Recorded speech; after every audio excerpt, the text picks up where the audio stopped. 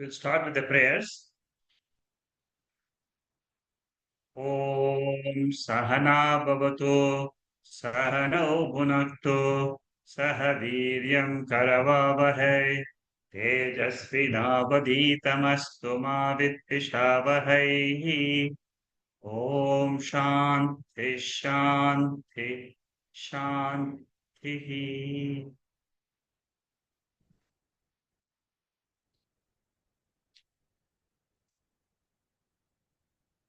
We continue our study of Prasno Upanishad, sixth chapter, and we are at the moment studying the third verse. Prashno Upanishad is a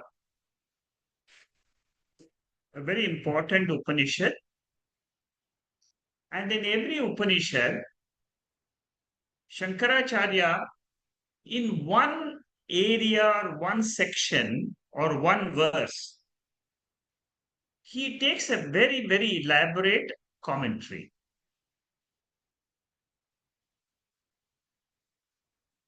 In every Upanishad, you will find one or two mantras. He takes the entire Vedanta in for discussion. In this Upanishad, the sixth chapter in particular, he takes it in detail. Therefore, it is regarded as the most important chapter of Prashno Upanishad. In the sixth chapter also, the third verse, he takes it extremely in detail. The verse meaning is very simple. What is the verse meaning of the third verse, which we have seen before? Right now, we are seeing the commentary of the verse. The third verse says, what is it by whose departure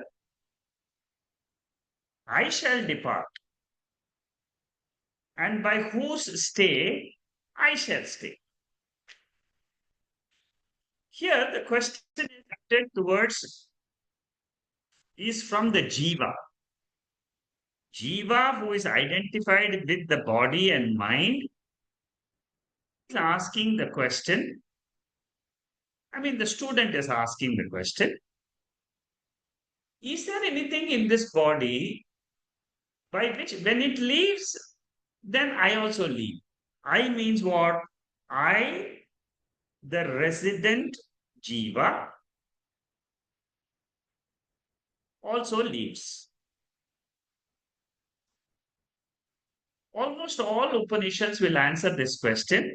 Even Bhagavad Gita in the 15th chapter, Utkramantam Sthitam Vapi Bhunjanam Van Gunanvitam. So, what it means is, in Advaita Vedanta, we have a concept called as original consciousness and reflected consciousness. A simple meaning for this verse is, when the Sukshma Shariram leaves the body, the Jiva leaves. This is a normal meaning which we should understand as a first stage for a junior student. What is Sukshma Shariram?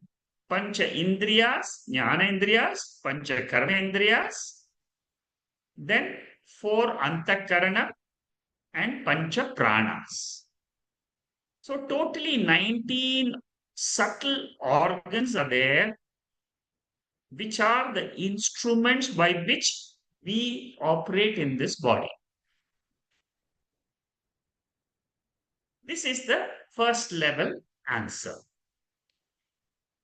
The second level answer given to a senior student who has undergone some Vedantic study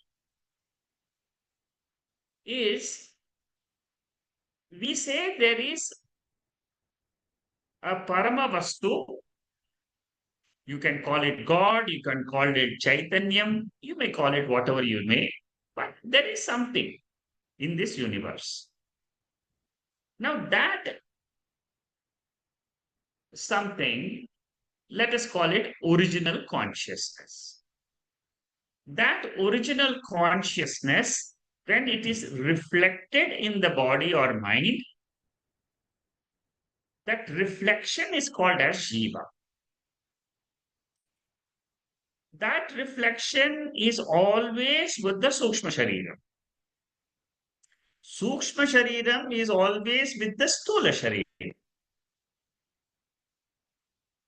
So, another answer which we can give is when the reflection of consciousness leaves the body, it takes along with it the subtle body. So, when the reflection is there of the original consciousness, the body is alive. When the reflection goes away, the body becomes inoperative. That is the answer to this simple question. But then Shankaracharya, he writes a huge commentary running into almost 200-300 slides. We have covered quite a lot, but we still have to cover a few more. I will go now to the third verse, Bhashyam, where we stopped last week. We stopped in this topic number 286.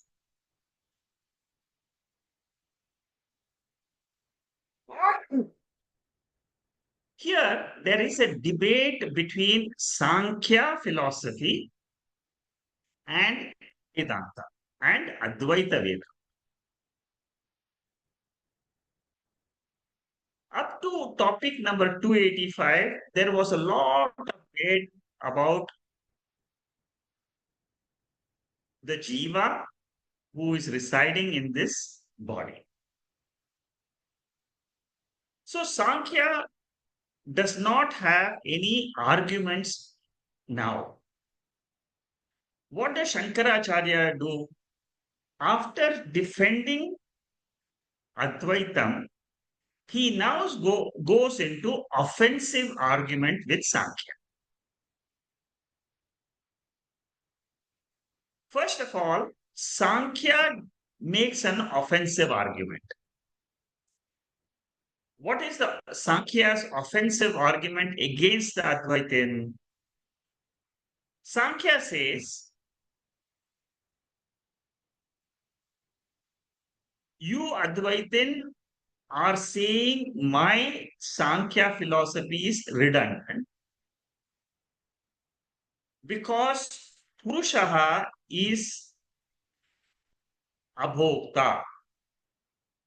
Purushaha does not have samsara. The Advaitin says that Purusha is abhokta. What does Sankhya says? Sankhya says Purusha is bhokta. Bhokta means what? That Atma consciousness is enjoyer of the world. That is Sankhya. Advaita Vedanta says Atma doesn't have anything in it. There is no question of having any enjoyment or being a karta or a bhog. So when Sankhya hears this, it says that even in Advaita Vedanta, you also have got a similar situation. And I can tell you that your Advaita Vedanta is also redundant. Why? He says, if there is aikyam, oneness between Jiva and Paramatma, why do you have to engage in puja, in study and everything?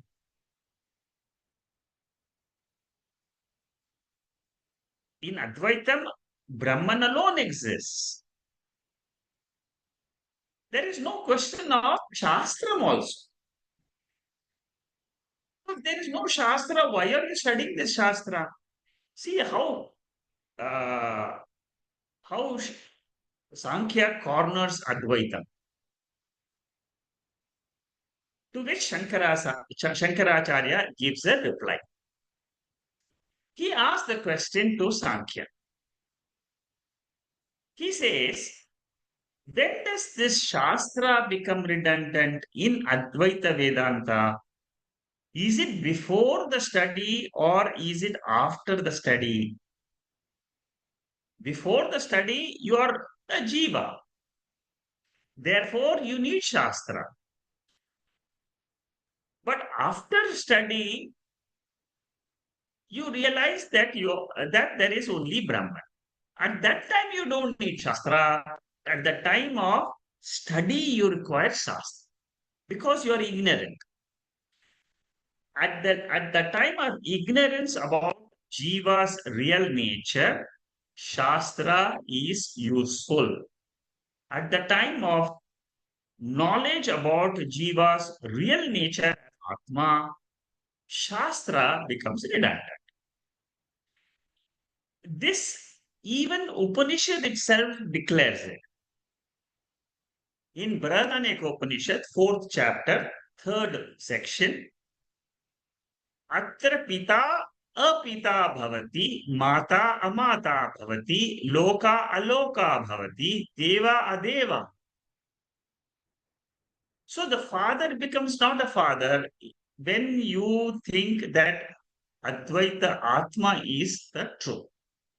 And similarly, it says that even there are no gods, there are no, at the highest level. You see, whenever we are trying to understand a debater, we must understand from what level he is coming from.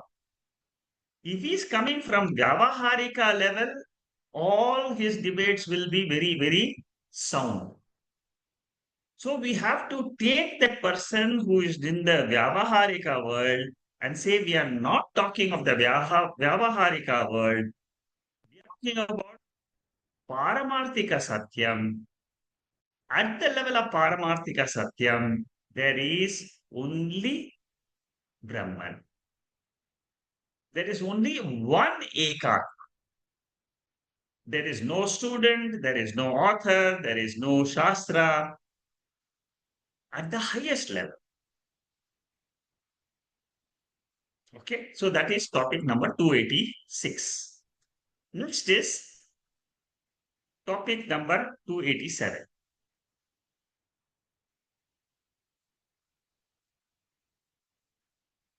Here,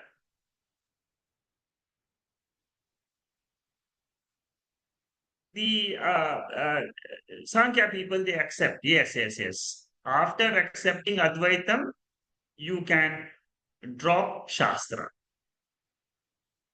Therefore, you can't question Advaita validity of Advaita knowledge at the time of ignorance. For example, suppose you have quenched your hunger. You ask what is the benefit of eating. Before eating, you have hunger. So you know the value of food.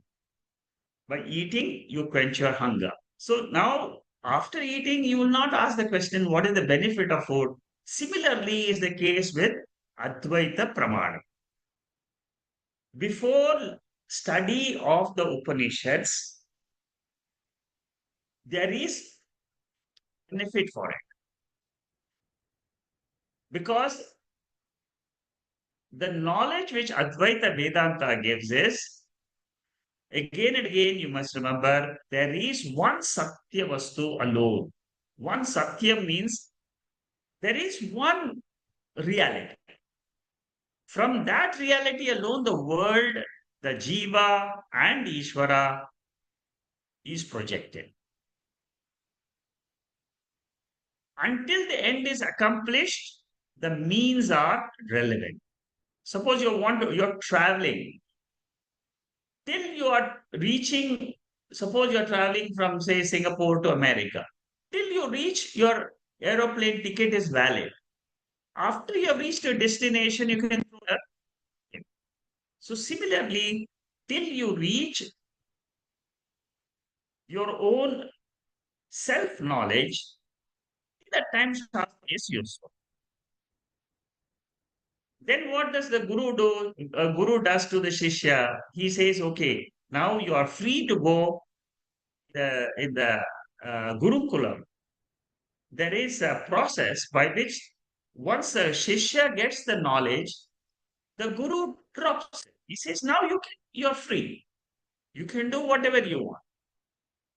So Guru Shishya relationship is the only relationship which is a relationship which ends in dissociation.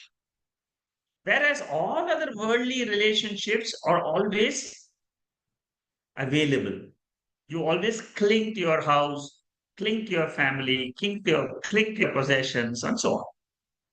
Whereas Guru and Shishya, the moment you have understood, I am the pure Chaitanyam from which this whole universe is appearing, if in your heart you really understand it clearly, then you don't need the Guru, you don't need the Shastra.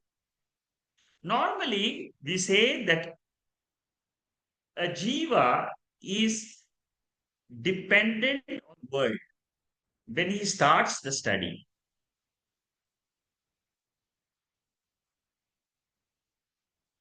All of us.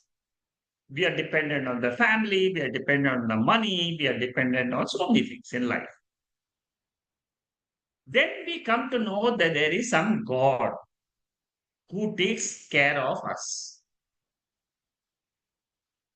So, for any small little thing, we will run to God, to the temple. So, what do we do then? We are God dependent. From world dependent, we come to God dependence.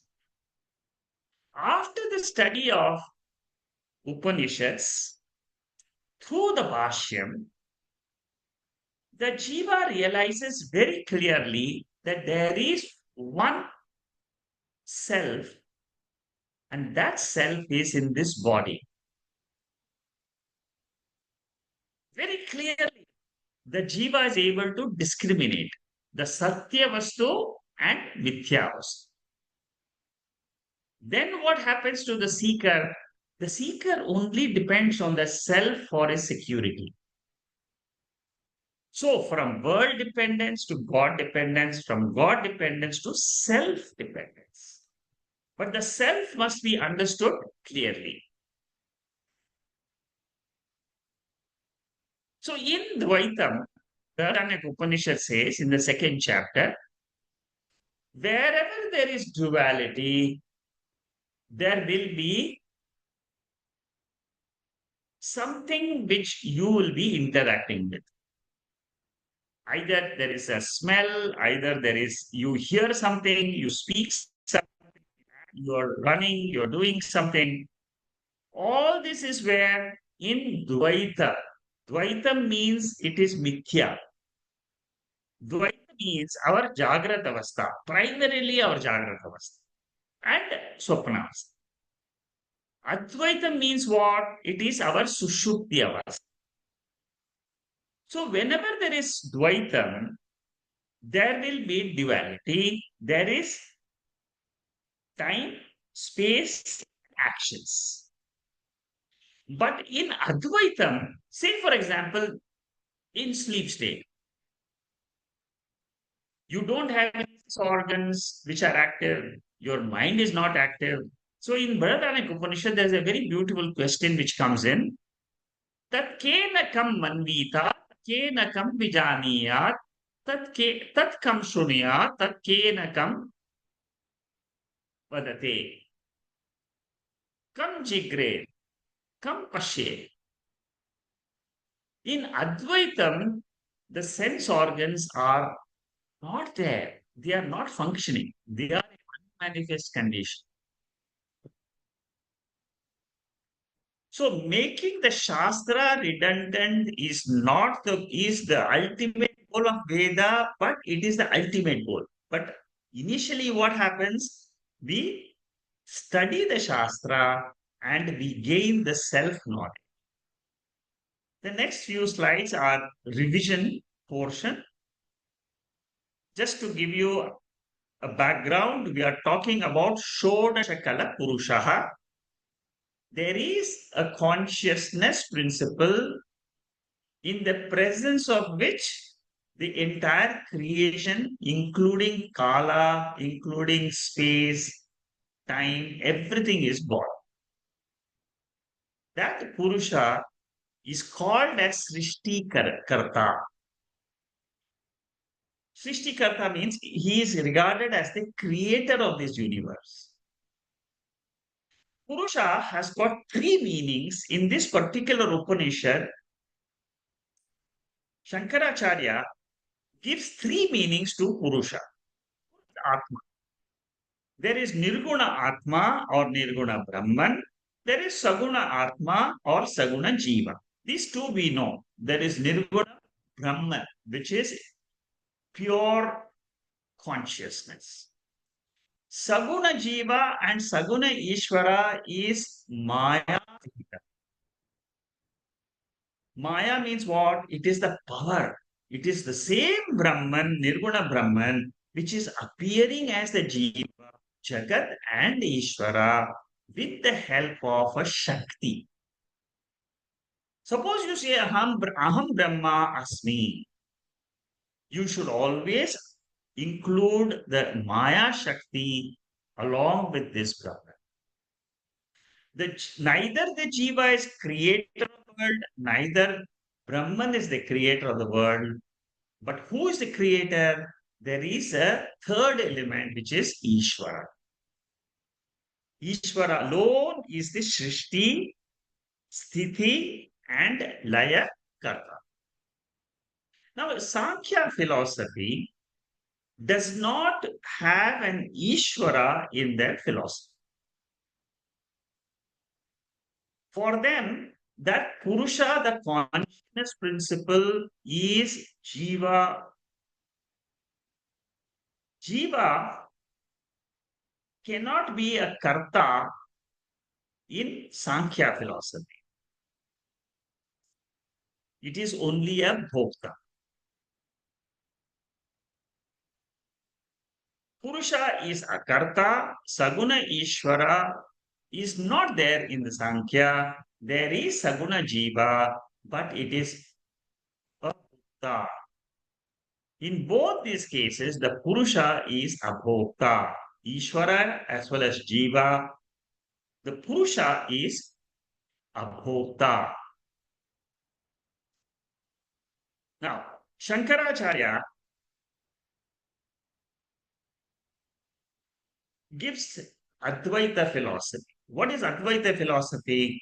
Advaita philosophy says that Purusha is Nirgunaha and it is Nirvikara. If it is Nirvikara, it cannot be a Bhokta. So Bhoktrutvam means what? Enjoyership requires something else other than consciousness. What is that something else? That something else is mind. Whenever mind is there and that Atma activates the mind, then Atma together with that matter mind becomes a Bhokta. So the original consciousness which is reflected in the body is not a samsari. Samsari is the one who has got the mind. You see, our mind has got punyam and papa because mind is born out of karana sharira. Reflected consciousness doesn't have punyam papa. Mind has got it. So as long as that mind is there, you experience punyam and papa. When the mind is not there, as in sleep, there is no fructification of any punya in the sleep state. Neither it is there in the sleep state, neither it is there in the original state of the jiva. What is the original state of jiva? Original state of jiva is without the body, mind, and the birth. So Shankaracharya's question here is, are you asking the question whether Shastra is redundant after the Jnanam, after accepting Advaitam, or before accepting Advaita. After accepting Advaitam, you are not a samsari. At that time, Shastram is also not required. Only accepted that my Swarupam is Advaita. Advaita means what? No duality. Before accepting the Shastra, you were considering that the world is the Dvaita experiences are the only world which you know, which is according to Vedanta, it is avidya. At that time, Shastra is useful. So, this is this is what is the portion so far we have seen. Two, and then he said that in Advaita, there is no Tripoti, there is no Pramata. Pramata means the knower, known, and knowing instrument. There is no seer, there is no hearer, there is no smeller, there is no feeler, there is no thinker, because Tripoti is absent in art. See, we have to distinguish between Atma and Anatma. Anatma world is a mixture of Atma and Anatma. Our Jagrata Avastha is a mixture of Atma and Anatma. We have to learn to discriminate and drop the Anatma portion and hold on to the Atma portion. That is our goal in all this study. Next is 288. Uh, uh, so what Shankaracharya says is utility of Shastra from Vyavaharika Drishti, it is there. But from Paramarthika Drishti, there is no utility for Shastra. That is what is explained in this particular, which we have seen so far. The next topic in 289, very important topic. See how Shankaracharya brings in new points. See, the topic, the verse meaning is, I told you, is very simple. Now, in his commentary, he brings out so many relevant topics for us to understand the truth. Now, in this 289 topic, he brings the very, very important topic of in Advaita Ved. All other people don't accept this concept of three orders of reality. In Advaita Vedanta, we talk about Pratibhasika Satyam, Vyavaharika Satyam, Paramarthika Satyam. I have discussed this many times in other Upanishads also. This will, for those who have listened to the other Upanishads, this will be a revision. Pratibhasika Satyam means what? It is our experience in dream. Vyavaharika Satyam is Jagrat, the waking world. Paramarthika Satyam is the absolute reality. Pratibhasika and Vyavaharika are relative realities, whereas Paramarthika Satyam is absolute reality. Absolute means what? Beyond which there is nothing else. That is the end of the world. Where does the world end according to Vedanta? It ends in Advaita, in non-duality. Same thing we should understand all our experiences in this with this body, it is only Dvaita. What is the substratum for this Dvaitam? It is Advaita.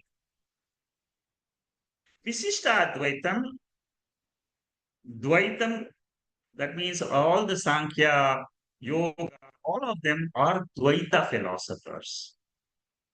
We are the only one who have given the concept of three orders of reality, Advaita Vedanta.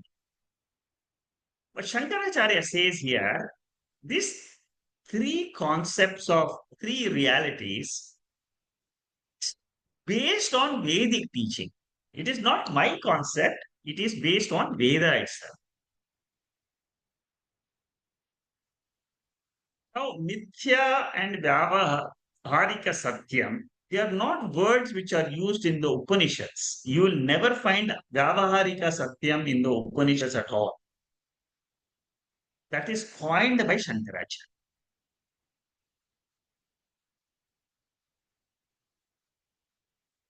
But there are words like Neti Neti. When you use Neti Neti or Drishter Drishta, seer of the seer, all those words, they indicate what? That the world is Mithya. Brahman and Maya are of different orders of reality for Advaitin. Let me explain to you Maya. See, Maya is our entire Jagrat Avastha, entire Swapna Avastha, and entire Sushupti. Together is called as Maya. Jagrat is Rajasic, Rajas associated with Maya, Rajasic Pradhana. Sleep is Tamas. Then the sattvic state is our Paramarthika Satya. Now, what are the pramanams for the two orders of reality, Satya and Mithya? Ultimately, we say Satyam and Mithya. Mithya includes Pratibhasikam and Vyavaharikam. What are the pramanams? You see, Mundaka Upanishad uses Paravidya, Aparavidya. Paravidya means what? Paramarthika. Vidya Avastha, Advaita Avastha. Aparavidya means what? We have seen Mundaka Upanishad. Just a revision of Mundaka to tell you what is Satyam and what is Mithya. Apara is Mithya. It is Avidya Avastha. Prasno Upanishad is a Brahmana Upanishad. Mundaka Upanishad is Mantro Upanishad. Para Apara is there in the Mundaka Upanishad. Prashno Upanishad is a commentary on Mundaka Upanishad. In Katha Upanishad, we have got Karma Marga and Jnana Marga. Karma Marga is Preyaha, Jnana Marga is Shreya. These are the verses of Katha Upanishad. Talks about these two margas. Shreyasya, Preyasya, Manushya Metaha. These are the two paths for all of us. So, Preya Marga is the Apara. Shreya Marga is the Paravidya.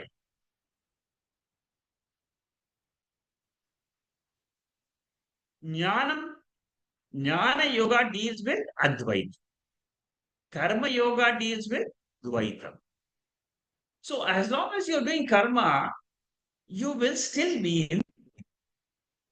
But Karma Yoga is essential to come to Jnana Yoga. So, till you are with rope ignorance, you will take the snake as real. Till you know Atma is the reality, you'll be taking the world as real. Karma Yoga, Upasana Yoga, they are all good for religious life, but it is still in the Avidya platform. When you come to Vidya means you have to come to Advaita. In Bhagavad Gita, there is a very famous verse in the second chapter, 69th verse. Yanisha sarva bhutanam tasyam jagrati sanyami yasyam jagrati bhutani sa nisha pashyate Pashyato Munehe. A jnani keeps awake at night means he knows his real nature as Atma or Brahman when he Jnani never sleeps means what? He is aware that he is gone back to his Swarupam by intrinsic nature. Whereas all beings are awake during the daytime. The daytime is a sleep for Jnani because he knows that Dvaitam is Mithya. That's what this meaning is. See, this while studying the Bhagavad Gita, you may not understand the depth of this verse, but when you study Upanishads, this verse becomes very, very Jnani in daylight with reference to Advaitam, he is sleeping. He is asleep to this waking. What do you mean by asleep? Jnani doesn't mean that he will go to sleep during daytime. No. He knows that the entire Jagrata Avastha is mithya like the dream world. Like in Mandukya Upanishad, we say that Jagrata is as good as the Swapna Avastha. So the conclusion is what our Shastra Pramanam is useful. Logically, it has been proved that it is useful till we have jnana. Jnana, this Sankhya holds on to tarka. He keeps on talking about logic. And therefore, he misses the importance of Shastra. For him, logic is pradhana.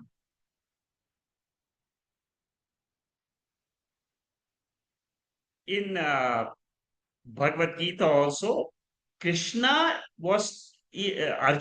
is supported by Krishna.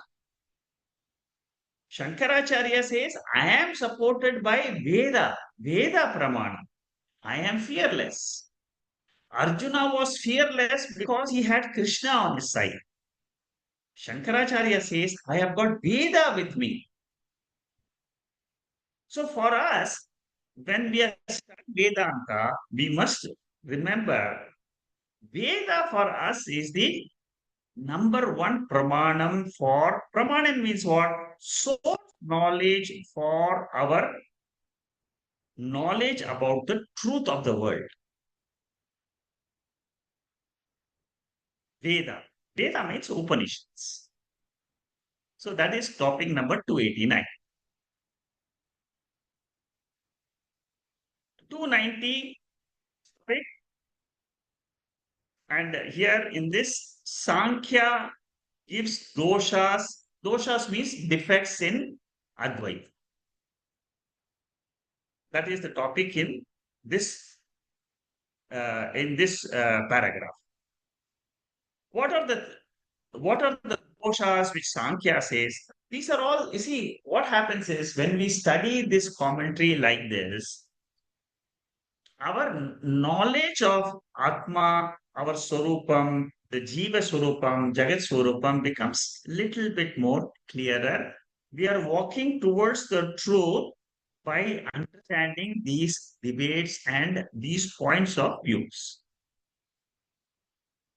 One of the main doshas which Sankhya points out is in Advaitam, there is no Srishti Karta at all. Srishti Karta means what? Your Brahman or Atma is Nirgunaha. It cannot do anything because it is Nirvikara. That is one of the primary doshas which Sankhya points out. How does Shankaracharya reply? He breaks out that Purusha, that in three portions. One is Jivaha, another is Ishvara. Ishvara, he says, is the Srishtikara. And then Nirguna Atma. Try to remember what we studied earlier. In Svetashvatara Upanishad, this verse, Maya tu Prakritim Vidya, Mayinam cha Maheshwaram. Here the importance of Maya Shakti is given. This is a pramanam, the source of knowledge for Maya. See, Maya is a power, like Nidra Shakti. I go to sleep every night. It is a power in my body. Similarly, there is a power in Ishvara, there is a power in that higher Paramarthika Vastu, which can project this entire world and also take back this entire world on itself. That is why in Bhagavad Gita, ninth chapter, very important chapter, seventh chapter, nine chapters are important in the second group of, in the second section of Bhagavad Gita. The first section is chapter 1 to 6. Second section is 7 to 12. Third section is 13 to 18.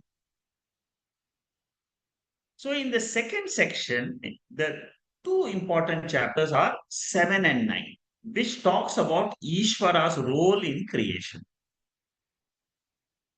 Maya dakshena prakritihi suyate sacharacharam hetunanena kaunteya jagatap parivartate.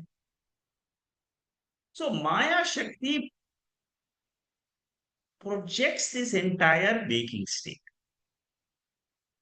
So Purusha's second meaning is Ishvara has to be taken. Ishvara means Brahman plus Maya Shakti. What about the world? World is only name and form. Like, for example, bangle. It is something used for decorating our hand. Chain decorates neck. Ring decorates finger. So similarly, the entire Nama Rupa is a Upadhi. Upadhi means it is only a medium for transaction for that Brahman, for that ultimate reality. It is this Maya, because of the Upadhi, Upadhi means what? Because of this body, our body, we don't realize our pure nature as Chaitanya.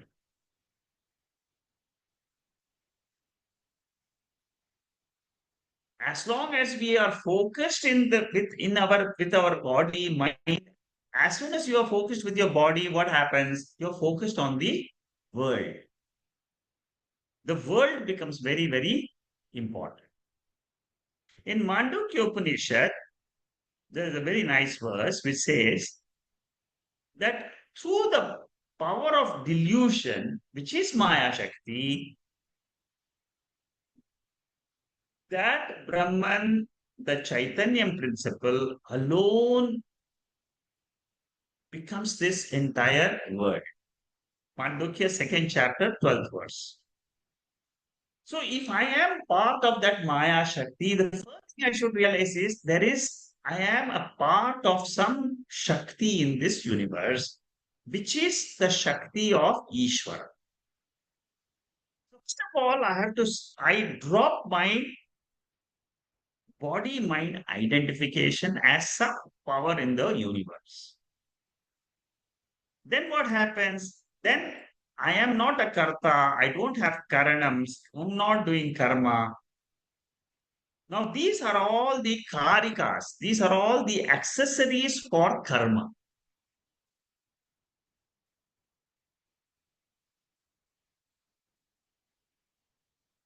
So, what Shankaracharya says is the first dosha which you are pointing out, that Atma can be a karta, that dosha is not there in Advaita Vedanta because Advaitam has got the principle of Ishvara and Maya Shakti. The second dosha, which the Purva Pakshi makes out, is like the waker creates a dream world and suffers in the dream, Atma creates this universe for itself and experiences samsara. This is the view of Sankhya. How can Brahman create Jiva And then the same Brahman is suffering in the world. Very, very fundamental question, isn't it? All of us will also have the same question because this question has got very big relevance. Suppose you say that at the Paramarthi, that it's Brahman only appearing as the word. There are so many defects in the world. All that belongs to Brahman only. No. Shankaracharya says, again you have forgotten the three meanings of Brahman. Jiva Rupa Brahman, Ishvara Rupa Brahman, and Nirguna Rupa Brahman. In Nirguna Rupa Brahman, there is no problem at all. At the level of Ishvara and Jiva, at the level of Jiva, you will find there is a problem. At the level of Ishvara, because he knows that this Swarupam which is there, it is not a part of his Swarupam, an appearance. Ishvara is karma phaladata. He maintains order in this creation. For example, gravitation is common to all. So, any action will produce reaction. It is common law in this world. It is Ishvara's world. And then who suffers? The Jiva who has identified with the body mind, he only will suffer. Jiva who is not identified like us, for example, we are all studying this Shastra. What is the end result of this Shastra? I must drop this body identification and say I am Nirguna Atma. That is the ultimate destination for all of us. Next topic. How Purusha is not a Karta, Shankaracharya says. No, here it says this is Prakriti is the creator according to Sankhya.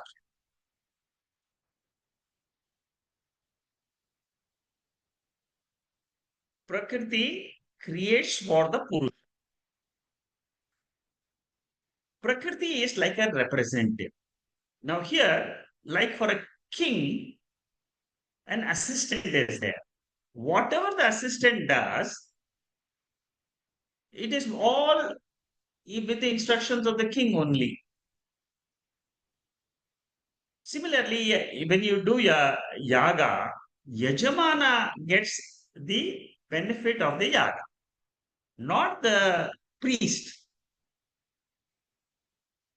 So, what he says is, what Sankhya says is, Prakriti alone is a creator. See, ultimately, Sankhya always has got one philosophy. Prakriti means nature. Nature means it is this three gunas. Three gunas alone can create the entire world. Why do you have to bring in Ishvara, consciousness, and all that? That is his fundamental, which we have discussed so far in the previous classes. So here Shankaracharya also says that your interpretation of Prakriti again being the Karta is not correct.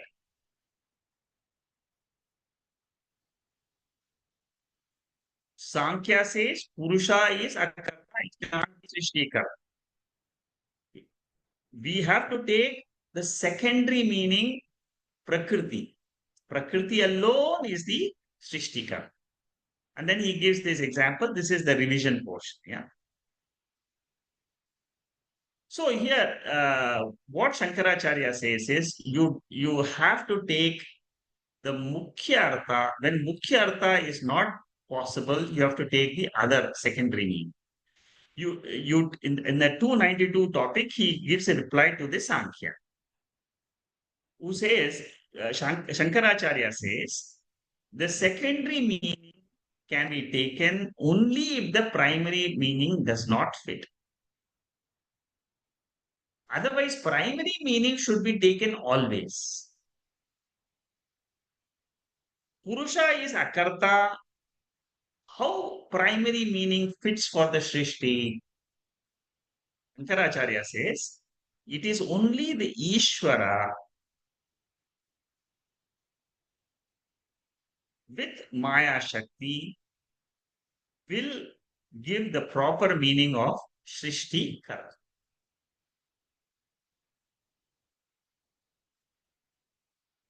Okay. Then,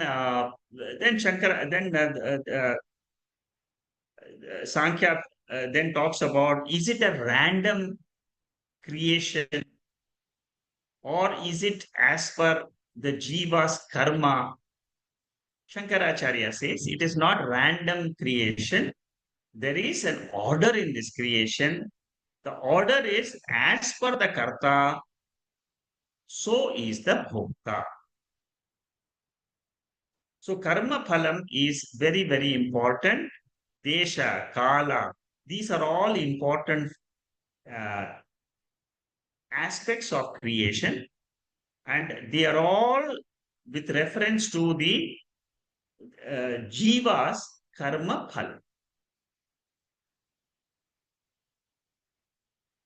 Sankhya is a Nir-Ishvara philosopher. Nir-Ishvara philosopher means he doesn't have anything called as Ishvara concept at all.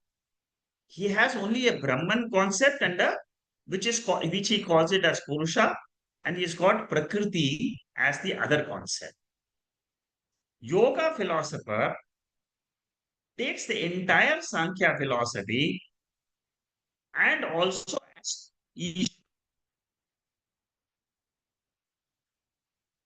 that is the difference between Sankhya and Yoga. But Yoga is also Dvaita philosophy.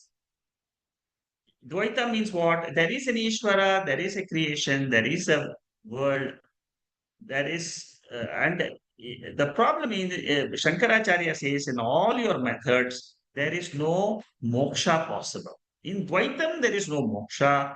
In Advaitam alone, there is moksha. Kena Upanishad talks about that story where we have done Keno. There is a story of the Yaksha. I'm sure all of you remember. One Yaksha came and kept a blade of grass. So that blade of grass in Keno Upanishad represents that Maya Shakti Sahita Ishvara. In the second verse of the sixth chapter, Shankaracharya talks about Sorupa, Sorupa Jnana.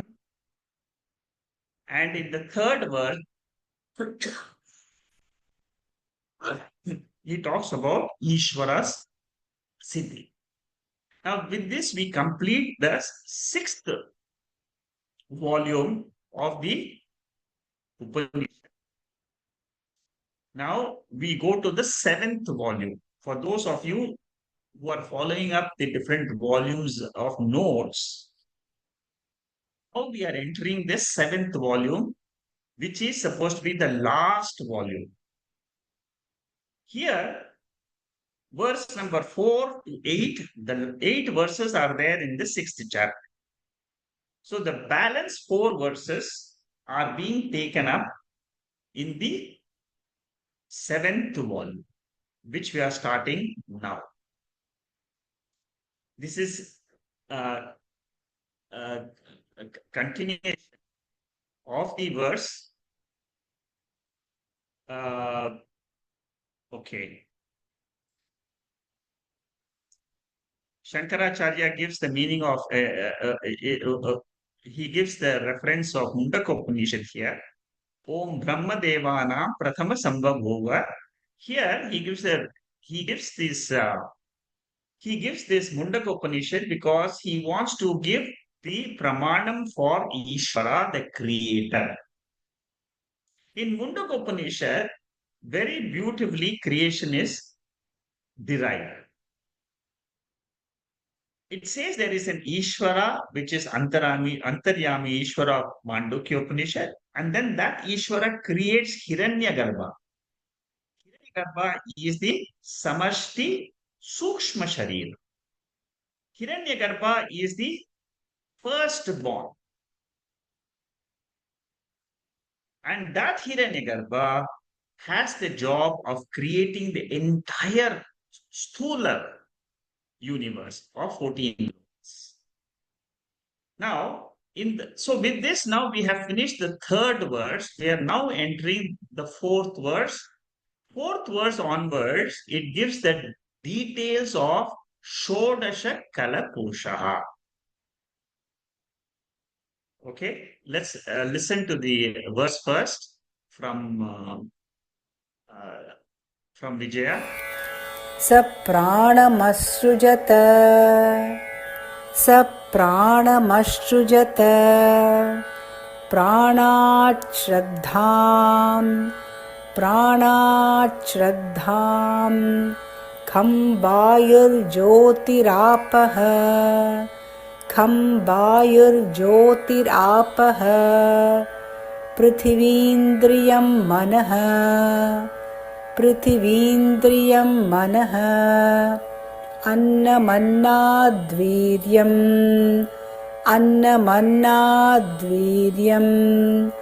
तपो मन्त्राः कर्मलोका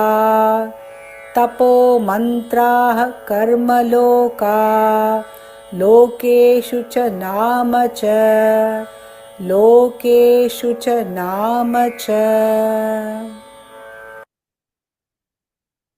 Now, this portion of the sixth chapter is the Shodasha Kala Purusha definition. What is Shodasha Kala? The Purusha, which is made up of 16 parts. All the 16 parts are being enumerated in the fourth and the fifth verse. Now, from this verse onwards, the entire creation is being described.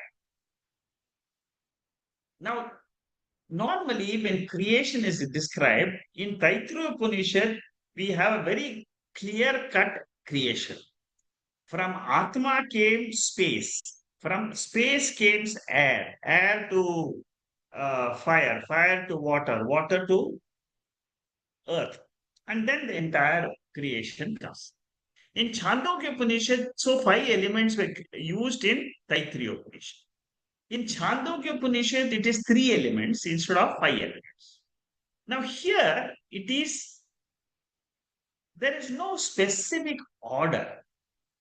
They just like, for example, in a dream, it is not our dream, for example, it is Yugapat. The whole Srishti comes up.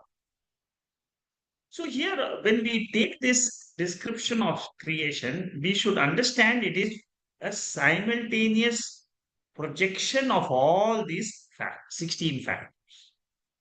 We'll list out all the factors one by one. 16 factors are there. What are the 16 factors? Prana, Shraddha, Kham means space, Vayu, Jyotihi, Apaha, Prithvi. All these are basically 5 elements. Then Indriyams, mind, Annam means food, Viryam means strength, Tapaha means sacrifice, Mantraha means all the Vedic mantras, Karma means action, Lokaha means all the 4 lokas, and then Nama means names. The first one is Prana. Prana is the most important factor because as long as the prana is there in the body, the jiva survives. Vichara Sagar talks about, Vichara Sagar is a text, advanced text. I've talked about it very often. In this text, there are 3 approaches to creation. One is Krama Shrishti. There is an order. Like Pancha Sukshma Bhutas create Sukshma Shariram. Pancha Sthula Bhutas, the 5 gross elements, they create the gross body and the gross universe.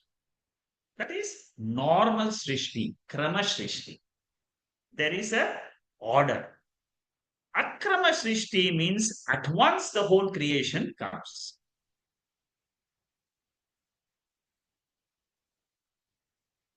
Then there is Vitkram. With krama means there is no order. There is mixture of order and disorder. I told you about Taittiriya Upanishad. Taittiriya Upanishad talks about Ramayata Bahusyam Prajayeti Satapo Tapyataha. So that one creator, Lord, he becomes the manifest and unmanifest, defined and undefined, knowledge and ignorance. And that original Lord is called existence, existence, consciousness, Sat and Chit. But here, for example, in dream, like I told you before, there is no order. Simultaneously, we dream everything in all the orders in the dream world. Vikrama means a disorderly, wrong order. Wrong order means what? Prana is taken up first. Before the Panchabhutas, also, prana is taken. Now that is called as Vikrama. Vikrama Srishti means it is disorderly. Deliberately, prana is mentioned, then the five elements are mentioned. All items are objects of creation. So in this chapter, what should we understand the 16 kalas as? They are all disorderly uh, structure of creation. That's the first thing you should understand. And then you should understand see, we can never say why the Upanishad says it. You see, each Upanishad has its own style. Now Shankaracharya writes a bhashyam on this verse. So Purusha visualized. How does one visualize? With the help of Shakti, mind. Mind is Maya, even our own mind. Whenever we are visualizing anything in the world, whether it is for planning, whether it is for imaginations, this is a Shakti. Our mind is called as Maya Shakti, a small Maya Shakti. Whereas Ishvara has got a mega Maya Shakti, he can create the whole universe. Whereas my mind can create as very small, a finite universe. So this first he talked about samashti prana, macro prana, which is the basis of all the pranis. Then he talks about five jnana indriyas, five karma indriyas, four antakaranam. So pancha pranas is taken up first. Then he talks about the other subtle body functions, which is indriyams. Then what happens? Here I told you Taittiriya Upanishad process of creation, where he said from the five elements we get the food, from the food we get the seed, and then we get. I'm sure all of you remember the Taittiriya uh, creation theory. From prana, Shraddha, possibility of faith. According to Shankaracharya, if you don't have faith in the Veda or faith in the world with the Lord or faith in yourself, without faith, that fact of faith, you cannot operate in this world. If you don't have faith, you will be a Nastika. So for all people who are Astikas, Astikas means what? Believers in the Veda, faith is extremely important. For example, you do Sandhya Vandanam. Sandhya Vandanam, you do because of faith alone. It keeps you in the religious life. So Jiva is the subtle body. Bhagavan created the Panchabhutas, which is the Karanam for the physical body. And the physical body is required for karma phala bhogaha. What are the five elements? Acharya takes those five elements for discussion next. Akasha, which you know, which has got this attribute of sound.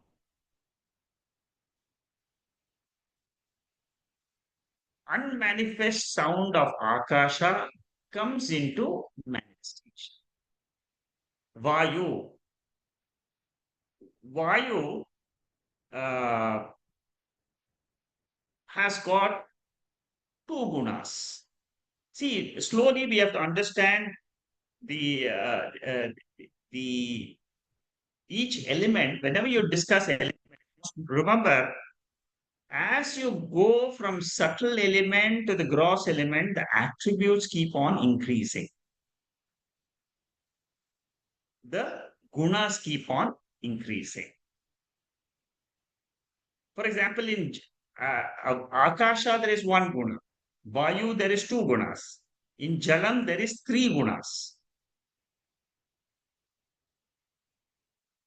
Plus one Vishesha guna. Vishesha guna in Jalam is rasaha. So every element has got borrowed gunas plus its own guna, which is intrinsic to itself. Vayu has got touch. Fire has got rupa. Space has got shabda. Jalam has got rasaha, taste. Earth has got smell. These are all the specific gunas, Vishesha gunas for each element, plus it borrows other gunas from the previous other elements. Akasha is with one guna, Vayu is with two gunas, Agni is with two gunas, Jalam with four gunas, Prithvi is with five gunas. When you say 16 kalas, Shodasha kala. Shodasha means what? 16. Kala means what? It is part or portions or facets. 16 facets of the universe. The kalas are lower order of reality. Brahman is higher order of reality. Entire universe, which is experienced, what is experienced world? Pancha gunas. Our indriyas are basically experiencing the five gunas of the five elements only. All that is called as kalas. Shodasha kala.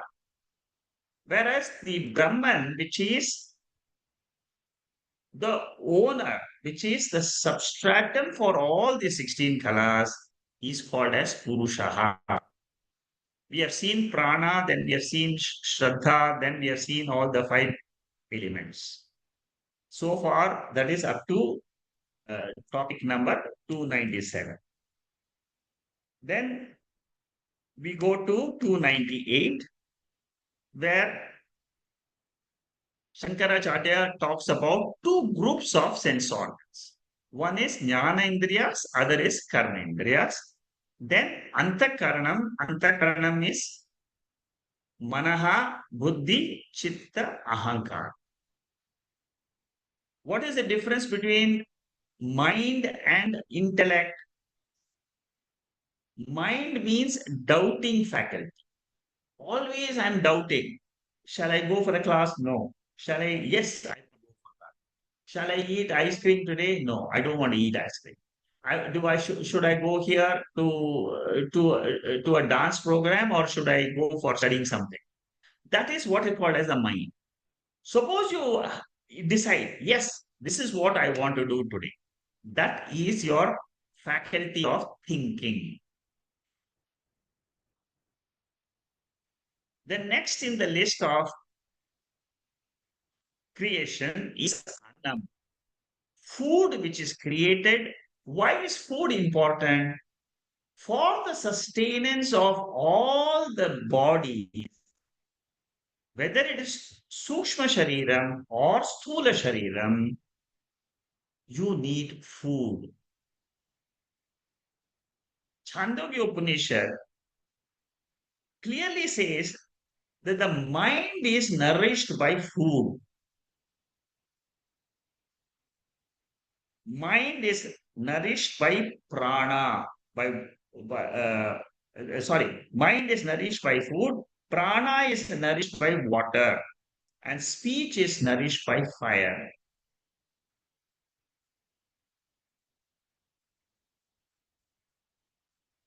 So all types of barley, grains, they all constitute food. Now, with food, what do you get? You get balam, samarthyam, viryam. You get strength to act. Physical strength, verbal strength, intellectual strength, mental strength, all that comes because of food.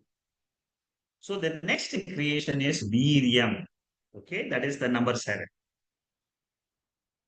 Then he talks about tapaha.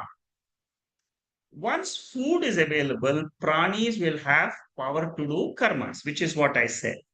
Now, karma indriyas, what raga and dvesh. We cannot keep quiet at any time because the raga and dvesha is there in the mind of a jeev. Therefore, you do karma. Karmas can be proper or improper. Improper karmas will give you papa. Good karmas will give you punya. So tapas generates punyam, and also with tapas you do prashchitta karma. Prashchittam karma will not give you money, but it is for mitigating some of your prarabdha karmas. Okay. Brihadaranyaka Upanishad, this particular verse talks about yajna, dana, annam. Yajna, dana, anna. These are all uh, people who can do yajna, dana. They are the ones who uh, who will get punya. Then the Upanishad talks about mantras. How do you get punyam? By chanting mantras. So that means mantra is also a part of creation. Mantra is required to produce punyam. Tapas is required to reduce papa. People will fast. Why do people fast? Because through that they can control their mind. Fasting is mainly for the control of mind. And why do you need to control the mind? Because you have a goal to reach something which is beyond the mind, which is Atma. People don't know this. You see, generally people just do fasting because their mother has been doing fasting. In their family, fasting, ekadesha vritams. So, but the real purpose is to control your mind. By controlling the mind, you can reach Atma Tattva. And what type of mantras are there? The mantras are from 4 Vedas. So the 4 Vedas have got Karma Kanda portion, which is the mantra bhara, and those mantras are for the purification of the mind. Then Shankaracharya, the Upanishad talks about karma, like Agnihotra karma, like different yagas. Mundaka Upanishad about different types of karmas. Mundakopanishad, Agnihotra, and so on. Don't go into the details of that because it's a very uh, karma kanda portion. I'm sure all of you are aware. So once karma comes, karma phalam means what? Lokas. Suppose you do very good karmas, yajnas, dana, tapas, all these good karmas will lead you to higher lokas. Suppose you do you do wrong karmas, it will lead you to lower. So karma phalam, and lokas, these are the different result of the entire action and reaction theory. So with this 16 kalas which have been described as Shodasha Kala Purushaha, Purusha means it is the substratum for the entire creation. Creation, now Shankaracharya is asking very good question which comes in Vedanta only. Is creation real creation or is it unreal creation? This is Shankaracharya's note. It is not there in the Upanishad. It is not mentioned in the Upanishad. What Shankaracharya says is this entire 16 Kala Purusha, it is not a real creation, but it is Mithya creation.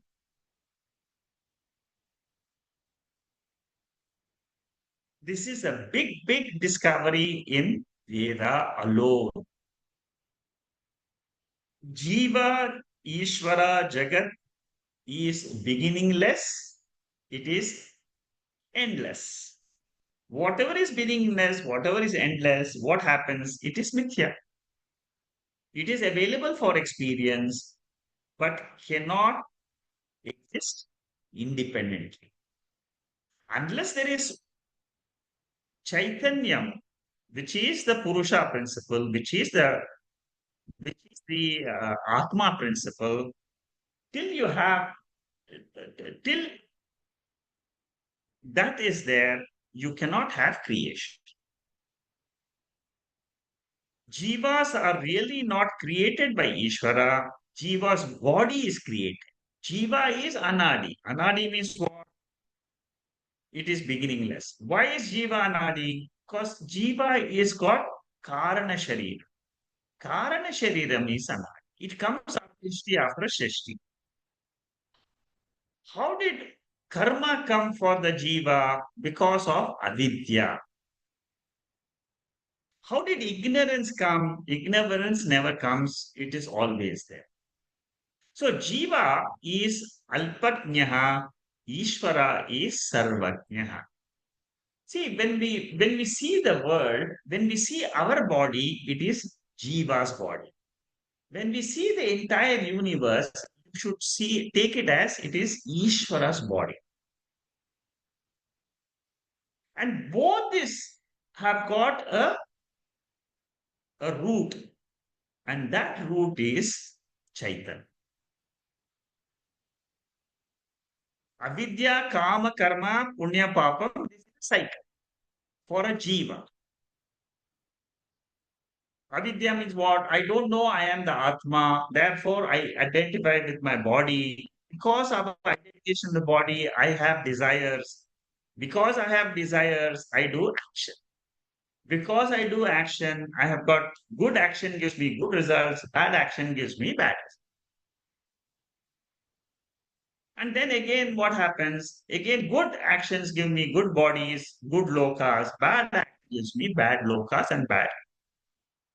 uh, and bad environments. So this is the cycle of birth and what is the starting point? The starting point is avidya. And avidya means what? Avidya means I don't know my real nature. Now, Shankaracharya gives two examples to show that Srishti is mithya. In Mandukya Upanishad, in the third chapter, Gaudapada Charya says Srishti is unreal.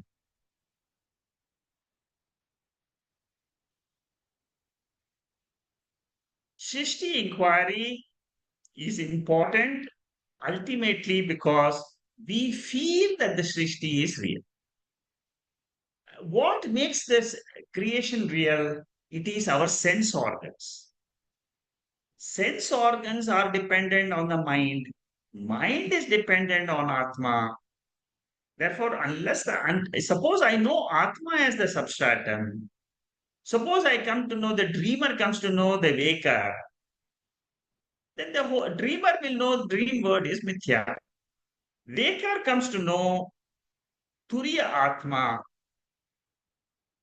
When he comes to know the Turiya Atma is Satyam, the entire waking world becomes mithya.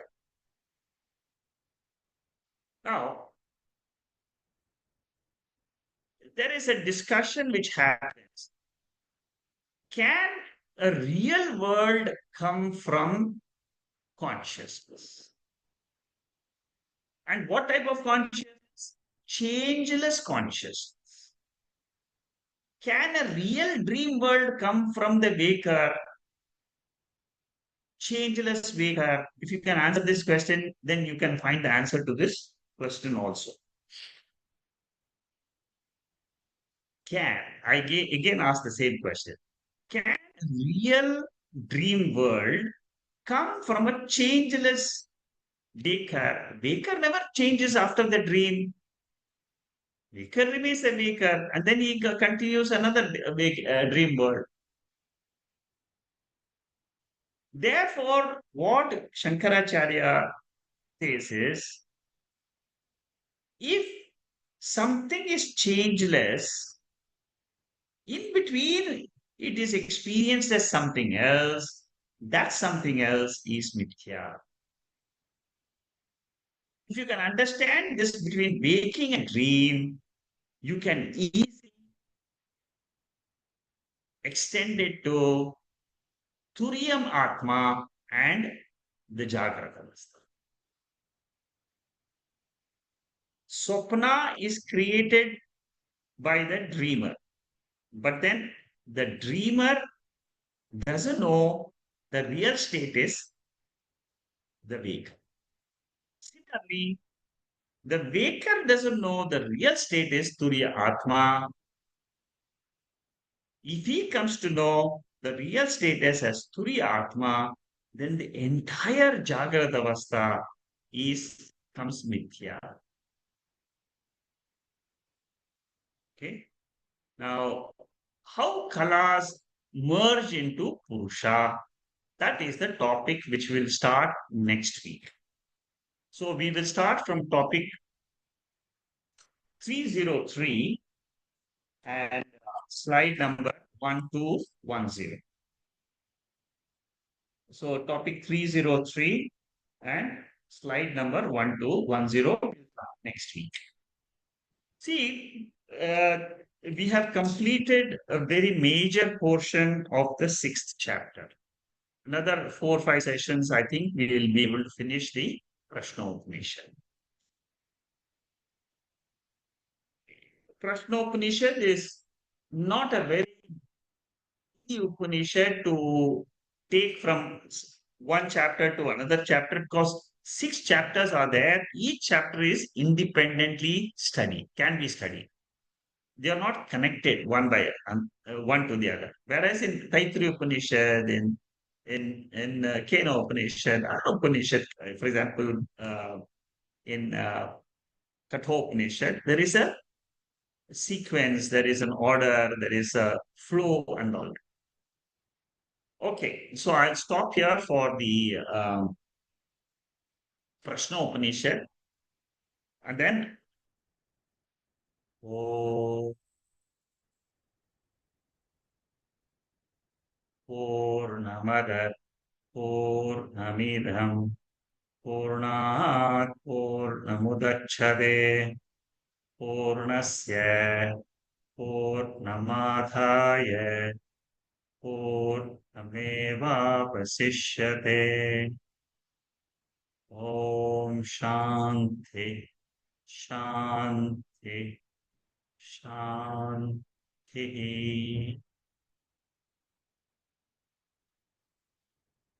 Okay, there's one question from Manikandan about Ishvara and the world. Now, his question is, uh, who made the karma? And see, this karma theory is useful at a beginning stage. But this theory has to be dropped at a higher level. Because at the higher level, we say that this creation is Adhyaropa level stage. Now, coming directly to your answer, who started the bad karma? See, who started the bad karma? It is a cycle. It is not a linear. Uh, it is not a linear theory.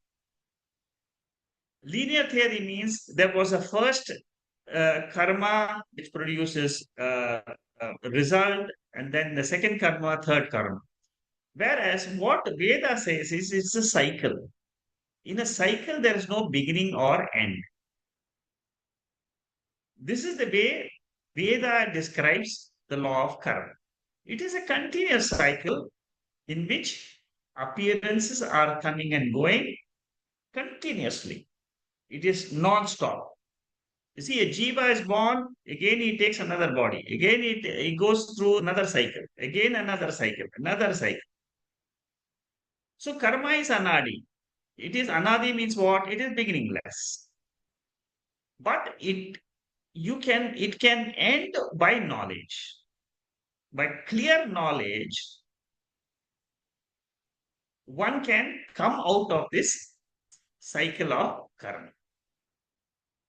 That is the way the Upanishads are trying to teach us that you are Atma, you are consciousness principle. You are not part of that cycle of body, mind, coming, going, and the entire cycle, which is anadi. Upanishad's aim is to teach us not karma, the law of karma. Upanishad aim is to teach us there is something called Atma, which is beyond karma.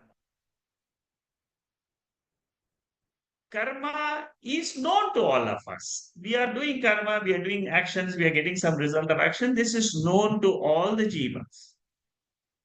So, the aim of Upanishad is not to teach the law of karma, but to come out of this karma cycle. And the reason and the way to come out of the karma cycle is by knowing my nature as Atma, as the pure consciousness in which these things are coming and going. Manikandan, am I clear? Shanmugam, please, he is unmuting everybody so that you can. Thank you, sir. It's very clear. Why I asked this question is because the Sankhya mentioned that Brahman is the creator and the Purusha is the creator, and why he created a problematic world. Correct, Many correct. times in That's our correct. life, we end up in a situation where Yes, we are dealing with a very difficult situation. So at that time, if our mind is not clear, as you mentioned, if the knowledge is not available, so that's we correct. we sometimes we blame the God, like why God is not helping me in this tough situation. So as you mentioned, it's very clear to me now that Very good. i- I'm in glad the you wake got of this the. knowledge. Yes. See, all the Agyani people, they will keep criticizing Lord and they will never find an answer to that question. Why did Lord create difficulties for a jiva? The question is wrong because jiva is not this body. So as long as you are Agyani, if you don't come to study Bhashyam, you will still remain as an Agyani. You will remain ignorant about the world only. By studying this Bhashyam, what happens? I become knowledgeable about this world. What is the knowledge given by the Veda? Veda says you are not the body, first of all. And you are experiencing the body, no doubt. But you are not the body. Who is the experiencer of the body? That is the question we should ask. Every day I'm experiencing this body, world. Body is interacting with the world. That is what this beautifully, this Bhagavad Gita 14 chapter verses say. Gunas are interacting with the gunas. Gunas of the body are acting with the gunas which are outside the body, which is the sense objects. It is an interaction between gunas only. I am not a part of these gunas. That is the 14th chapter. The essence of the 14th chapter of Bhagavad Gita is what? I am not the gunas. If I'm not the gunas, then what? Who am I? Then the Upanishads or Gita says, you are the consciousness principle which has no birth and no death. This is the only answer you should remember. I am consciousness. I have no birth. I have no death. I am eternal. This is the fundamental lesson of Bhagavad Gita and the Upanishads. Never forget this truth. I am consciousness. I am Chaitanyam. There is no other Chaitanya principle in the world. This Chaitanya principle is Ekam. It is in this consciousness, everything is coming and going, appearing and disappearing. My whole life is nothing but experiences and experiences. If I'm attached to the experiences, I'll be in the cycle. I will still be going through the experiences. You cannot jump out of it even after knowledge. Experiences will continue, but it will not disturb you. That is the difference between a jnani and a ajna. Thank Thank you. you. Thank you, Sudhir. Thank Very, you. very beautiful. Thank you. Okay. Shanta, you have a question? Yes, I had a question, but before that, I'll just want to clarify this answer which you gave. Now, when the jiva is not affected and it's a body which is going from cycle to cycle, why do we even bother about it? In a way, why should we learn this Upanishad and try to achieve this mukti and get out of the cycle? Because the jiva is not affected anyway. Whether he comes and he goes 100 times, 200 times, 5,000 times, how does it matter? I mean, I'm just asking. Okay. The answer to this question is exactly what Shankaracharya asked in Prasno Upanishad to the Purvapakshi. Are you asking this question after knowledge from the Veda or before knowledge of the Veda? Yes.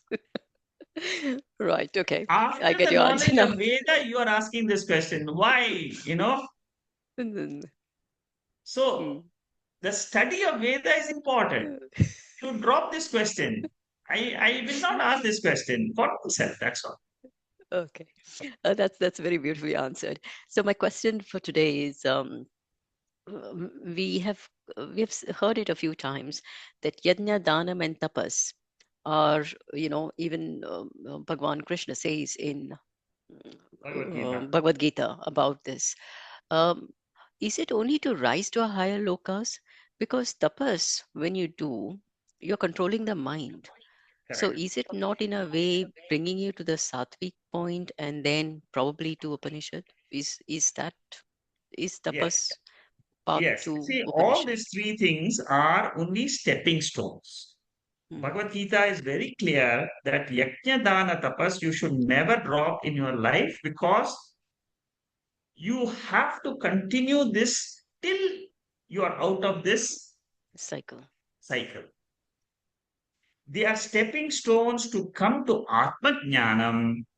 Mm. Till you arrive at Atma Jnanam. See, actually, the thing is, the moment you have Atma Jnanam, all these problems disappear and you don't even realize they have disappeared. It's just gone. And then you live a Jivan Mukta life. No, because safe example, it also takes you to a higher loka, right? If It, you do yajna, yes, it, danam, and it, all that. yes, Yes. yes. For example, But you do then a the lot of problem, dhanam. yeah, but the You see, problem, in the Puranas and in mm, the in Kathopanishad also, so much of dhanam is given because you want to go to Swarga. But Swarga is not the ultimate Not a goal. place. Yeah. Again, you have to come to Atman Jnanam only to come out of this whole cycle. Yeah. So my question, that was my question, that if these are going to take you to higher loka, then I'm not going to get mukti, because mukti is, or jivan mukti is only possible, or learning of Veda is only possible in bhuloka. So what is the point of doing all this dhanam and going to higher loka? Then I've lost the trick of Correct. You getting see, mukta. that is again, see, what Lord Krishna is saying is for a common man, he thinks that they will give him mukti. Mm, But you have to start from where people are today. mm, See, because people are doing yajna, dhanam, tapas, he says, continue this, but this is not your ultimate goal. Ultimate goal is knowledge only. come to Jnana yoga is Veda. ultimate. Yajna, Mm. dana, tapas is a stepping stone. Okay. Dhanyavad. Thank you. Dhanyavad. Understood. Yeah, Shama, go ahead. Hari Om Shekhar Yeah, Uh, namaste. Namaste, namaste. So I just wanted to reflect. I mean, of course, like just to complete that Yajna Dhyanam Tapas, in 17th chapter, Ahara is also added, isn't it? So Yeah, really, basically, if we have to put all our functions, it is only fourfold, isn't it? yeah, Ahara, which include not just physical, but unnumbered every other thing, yeah, spiritual, correct. what Yes, books we read and people whom we meet with, everything is what we are taking in, isn't it? Ahara. So that's just really to complete that. But what is interesting you know, is finally coming to kind of the penny drops, as to why this uh, Shastra Jnanam and Shastra Vicharam, because it is really, I mean, what I realize is, Shekharji, is that how even this understanding about how Prakriti and Guna, how that is, we are bound by that, whether we are in Sattva, Rajas, or Tamas gunas, yeah, and accordingly leave alone other person, but even our own selves, we know from morning to evening, we can see all this thing. So it actually shapes not only our karmas, but it actually also shapes our uh, pro- processing power, as to what am I understanding through my experience. And what I've realized now, and this is very liberating, I'm just showing it only just to express as to how liberating it is to get the right jnanam. For instance, my own experience of how I process my experience from day to day is, I realize it that uh, I'm still not sattvic enough, and therefore I feel affected. But not only that, when I'm looking at other people, even that is because they are bound by their own prakriti, isn't it? correct, correct. Yes, Uh, and therefore, that interaction, which can always be a little kind of a battle between the jiva and the jagat, that is very liberating, because you feel, what are you complaining about? What are you distressed about? Other people are just the way they are because they are bound by their own, so especially like in close relationship, yeah, friends, family, which can sometimes be quite a difficult journey.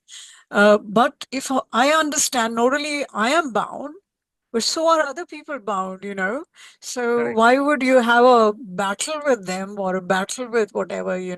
It's so, you can let go very much easily. That's the point I was trying to make.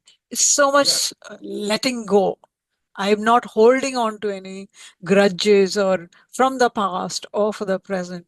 So this meditation, the guna, that is what made me sort of suddenly go into that, how liberating it is, correct. this your meditating.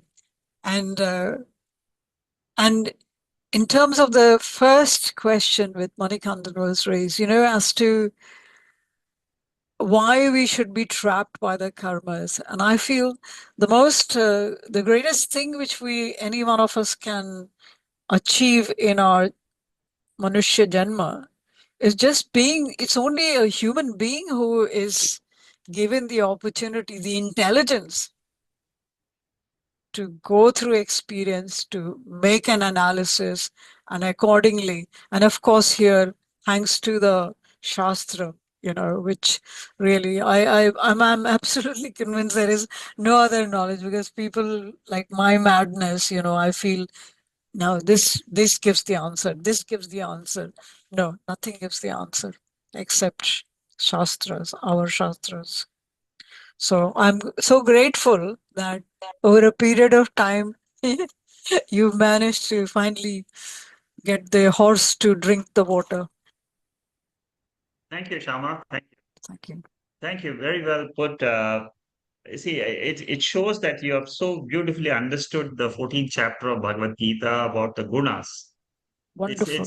it's it's really wonderful. These two verses of the 14th chapter very clearly says, as long as you hold Prakriti responsible, even anger which you have, even passion which you have, even all mistakes which you do in your day-to-day life, everybody does mistakes.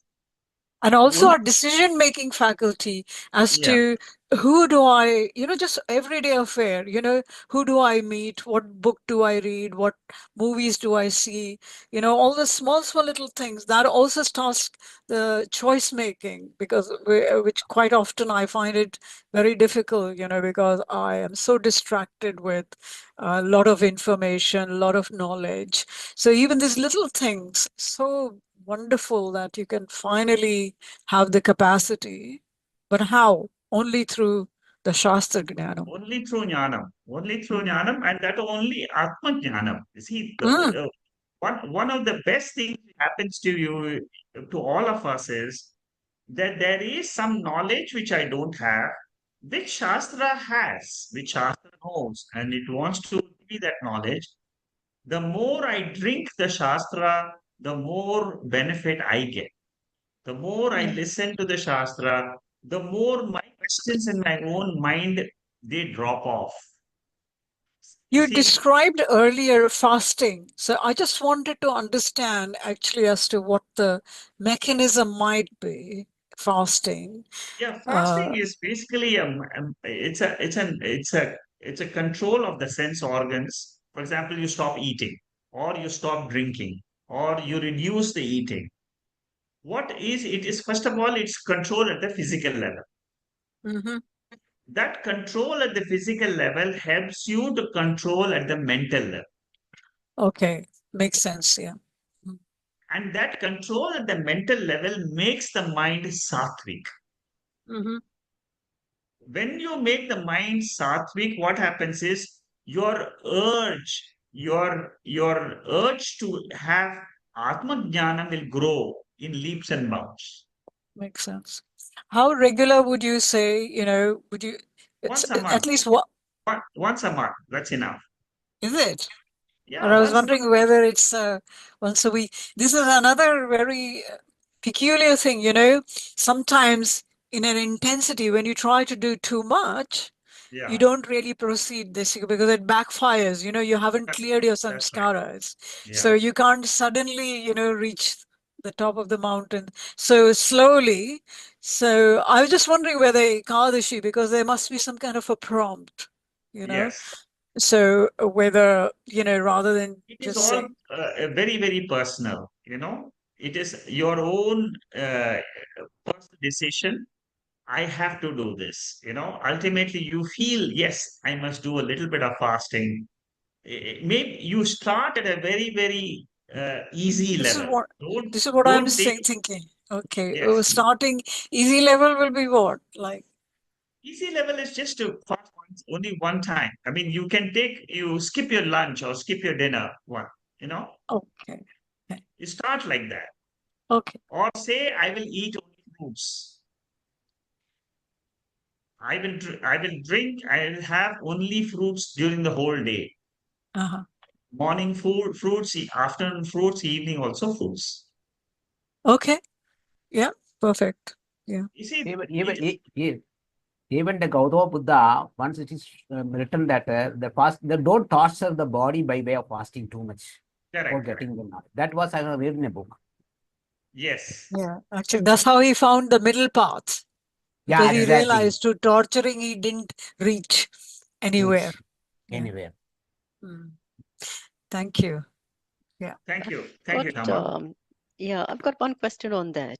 Yeah, A lot of Shanta. people here, do this fasting, not in the sense of, getting a knowledge or it's any or making their mind sattvic, but to lose weight, right?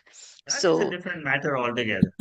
You see, Intermittent fasting. You're Yeah, talking for about the yes. intermittent fasting. No, Yeah. physically. I've got my boss recently. He's doing 3 days continuous fast, and then, or he's not eating, and then and then the remaining days he eats, and he's now gone for 5 weeks like that. But my question now here is his mind also, reaching that control, or is he, because obviously he's having electrolyte and other things, but just to keep himself a tea and water.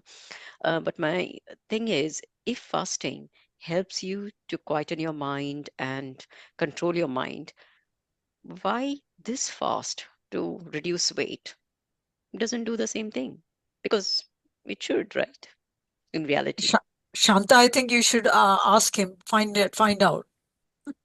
It'll be interesting to know Mr. as Boss, to so what all is he experiencing. Yeah, just ask. It'll be No, very he, interesting he to he watch. gets headache.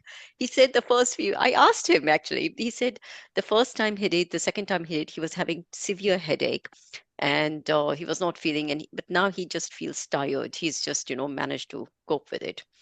But having said, during Navratri, I did 9 days fast, and I was only having liquids. So I tried to survive on water, and at the most it would be a milk or a milkshake now and again, just to, but not a lot of food. So, but I was surprised that I didn't have any headache. The first 2 days, to all the 9 days, I didn't have any headache, which was, I was thinking, why did he get headache and I didn't get headache? I was trying to compare. no. You can't compare in these things because the body is different. Ultimately, the structure of the body is very different. And the fascinating thing is the intention.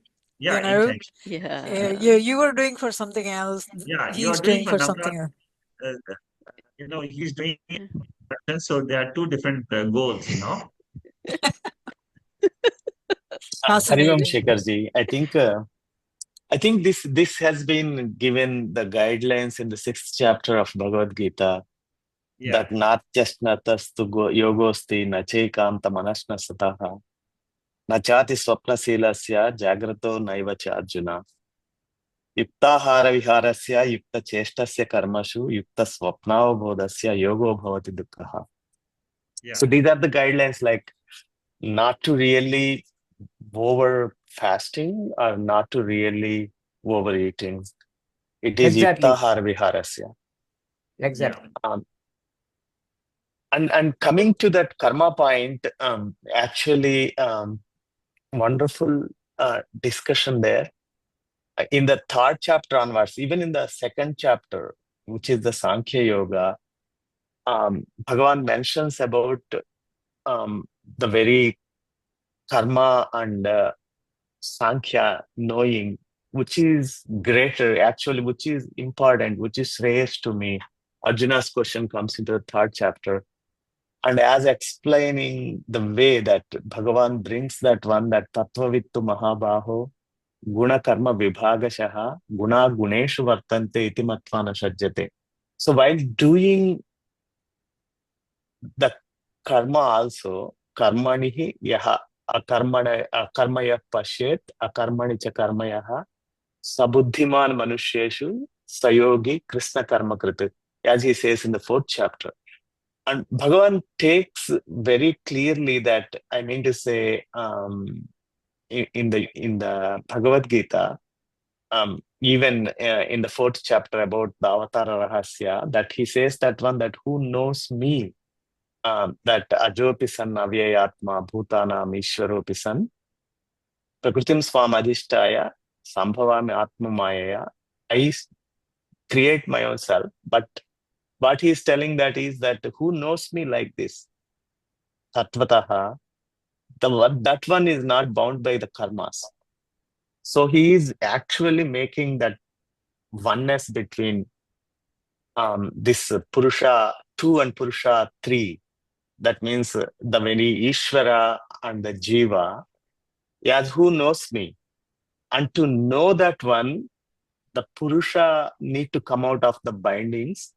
And to come out of that bindings is that this Yajna Dana Tapa Karma, not Tyajyam, as in the 18th chapter also Bhagavan says that these keeps us into that Manushya Loka, that here also where that we will be having the intellect to contemplate upon and get to this Shastra, which is pointing to that self. And that yoking is wonderfully indicated by Bhagavan in all the chapters. The thread is very clear. And Shekharji, thank you very much. Thank you. Thank you, Krishna. Beautifully explained the whole. I think you've summarized the whole Gita in a few minutes. See, what you're saying is very correct, but a lot of people they miss the basic lesson of the Bhagavad Gita. Now, that basic lesson you understand the more you study Upanishads. Like, for example, today you pointed out the three uh, the one Purusha appears as which is Nirguna Purusha appears as Jiva and Paramatma. Now, Jiva Purusha is trying to realize the Paramatma Purusha and then realize it is Eka. So this is the primary goal of Bhagavad Gita itself. Karma is mentioned by Lord Krishna in throughout the chapter, throughout all the chapters. He talks about karma in 18th chapter, also in the 3rd chapter, 4th, 5th chapter, 6th chapter. Everywhere he talks karma. But what he says is throughout in our life of karma, we have to realize our nature as Atma. Don't miss that point, because Atma, in the presence of Atma, karmas are happening, karmas are going into unmanifest condition. Prakriti has two conditions. Never forget this, because this is one of the fundamental lessons of Vedanta and Bhagavad Gita. Prakriti has got two conditions. One is manifest, another is unmanifest. The moment you understand that Prakriti has two conditions, I have one condition alone, which is Atma is ever conscious. Consciousness never goes out of my nature. Whereas Prakriti appears, disappears, appears in the waking state, in a very subtle form in the dream state, and disappears in the sleep state. The one who realizes this nature of Prakriti, which is made up of three gunas, he is the one who ultimately realizes Lord's own nature. That is what is moksha. Thank you, Krishna. Bharat, you wanted to say something? I think this Upanishad, Shakaji, you're doing such a wonderful job. It's fantastic, and this discussion on karma and fasting. Just to add my 2 cents, I've done lots of fasting where I've gone for up to 4 to 6 days without any food, but I've drank only water, and I've been completely fine. But I think fasting, I agree, it's to do with intention, and the intention changes everything. But if the intention is there, it doesn't matter what you do, and that's why I quoted Kano Upanishad, that in every experience is Brahman to be recognized.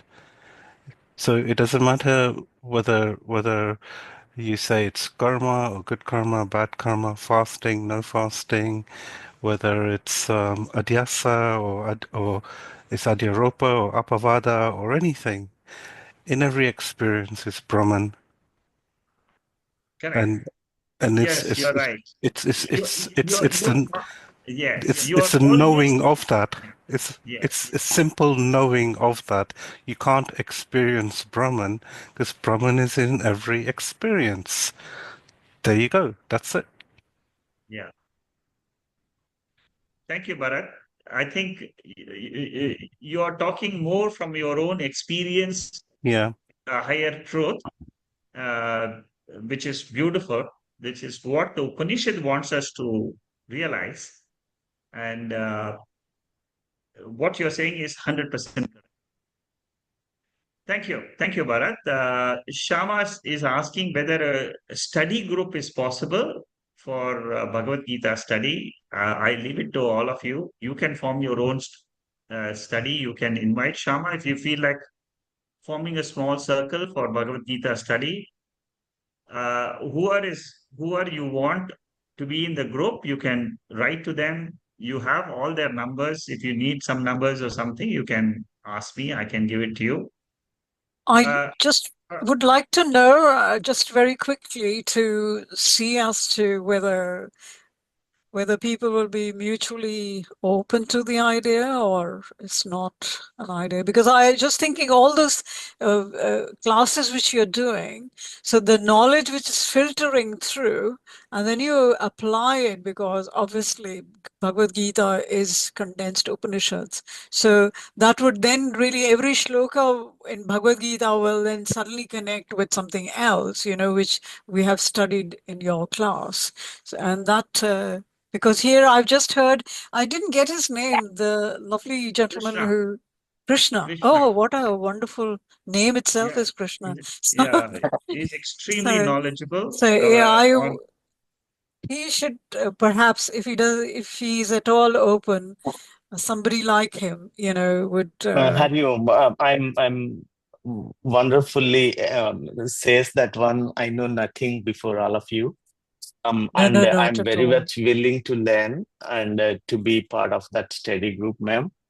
If But I you think are prepared to lead for the beginning, and then of course people can take in turns, just to lead it. I think it's a wonderful idea, Shamaji, because in fact, today itself, before this class, I Uh-huh. started, I thought to myself, every day I will listen, to a chapter of Bhagavad Gita and then, go through the the mantras which I find I need to think on or, meditate on or just get more knowledge on.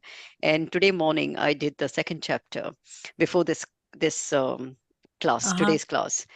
So and now you propose this. I think it's a wonderful idea. We could actually Synchronicity. yes, and I think it might be a good idea that okay, we don't. I mean, I did the whole second chapter because I had learned it by heart at some point, so it was quite easy for me to But go through, the and it was main a refreshing. idea, sorry, I was Yeah. cutting you off, is the idea is like, from our daily life's experiences as to how suddenly, like a light bulb moment, and that when we share or somebody else shares it, it just makes, Sticks. it's really so, so good. It's Mm. like having another satsanga, Y- which is Yeah. at a very student level. Like Shikharji is, of course, like a complete acharya. So he's at a very different level, So what we learn from him, but just really us as a sincere seekers, it may be a really wonderful thing. Yeah, Yeah, Krishna, I which think city it are you is. based in? Krishna. Hari Om, sir. I am in Virginia, Herndon. Oh, you're in Ah, Virginia. Yeah. the Oh, time zones will be an issue, but we can issue. still work Yeah. around it. Okay, you're in Yeah. Virginia, and okay, We both are in UK. yeah, Yeah. Bharat Shama is too. in UK. Bharat too is in Bharat, UK. he's quiet, but I'm hoping We'll he can drag him also. along. I, I would love to join. Thank you. Yeah, Oh, yeah. that's so sweet. Shama, what I suggest is, why don't you four of you get Huh. together and make a beginning? Okay, Yeah, that we might be a good can idea. have a quick little Yeah, Google Meet just or have, something, and Krishna, just think as to how the format, just yeah, so that you, we don't make it too tough for ourselves. We uh, can, yeah. Mm. what I suggest is, why don't you put your phone numbers on the chat box now, Uh-huh. so that you Sure. can get into WhatsApp with each other. Okay, sure. so that Right. each one of you have the phone numbers to do a WhatsApp, or email, whatever you like. And what you can do is just say, okay, we will just have a WhatsApp group chat initially. And the main this thing is to really it's not a And question focus of on, and like I said, initially just focus only on Bhagavad Gita. Don't look correct. at anything else. Okay. Don't get involved in any other aspects. Just say Bhagavad Gita and our day-to-day life. That's all. Oh, wonderful. I can see so many people. What I'm going to do is to just try and copy Yeah. so that I can have the numbers.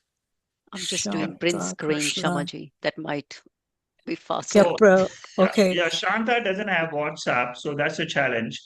And so maybe Shanta.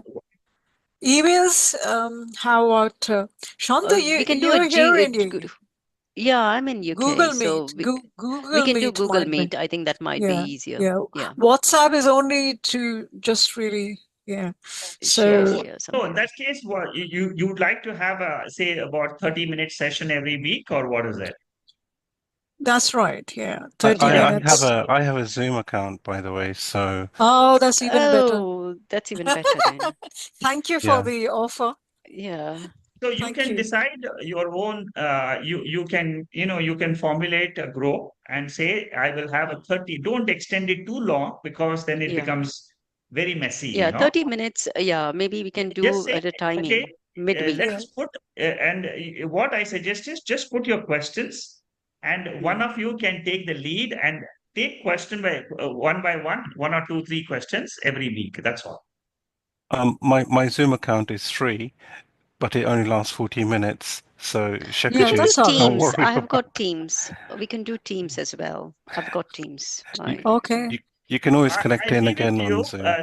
Yeah. Somebody can just copy phone numbers, take a picture of these, Yeah, I have taken. I've and taken You then have taken? Okay. communicate. Yes. You can communicate with this small little group and Yes.